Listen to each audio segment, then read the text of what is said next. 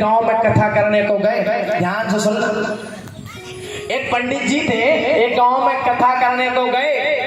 तो कथा करने को गए तो भैया वहां पर एक बूढ़ी मैया आ जाए और पंडित जी के बिल्कुल सामने बैठ जाए और पंडित जी कथा कहें। एक दिन की कथा पूरी हुई, 2 दिन की हुई, 3 दिन की हुई, भागवत चल रही थी।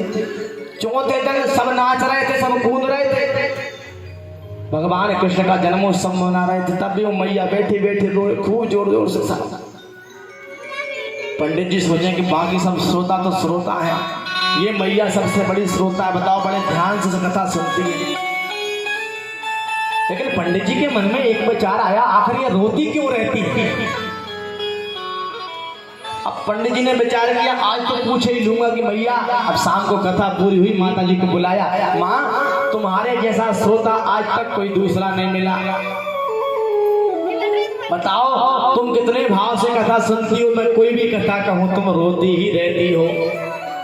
फिर हाथ जोड़ करके पूछा, मैया एक बात पूछें, आखिर ये रोने का कारण क्या है, बताना जरा।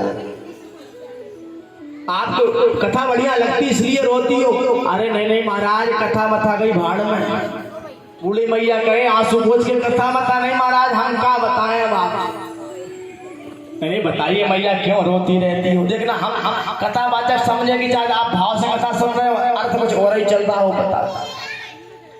अब बूढ़ी मैया बैठी, भाई बताओ मैया क्यों रोती हो। महाराज क्या बताया।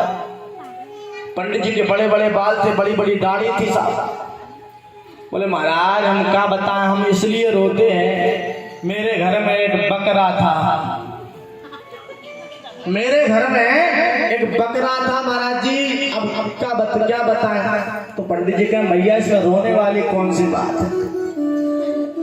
बोले महाराज जैसी आपकी दाढ़ी है ना, वैसे मेरे बकरे की दाढ़ी थी,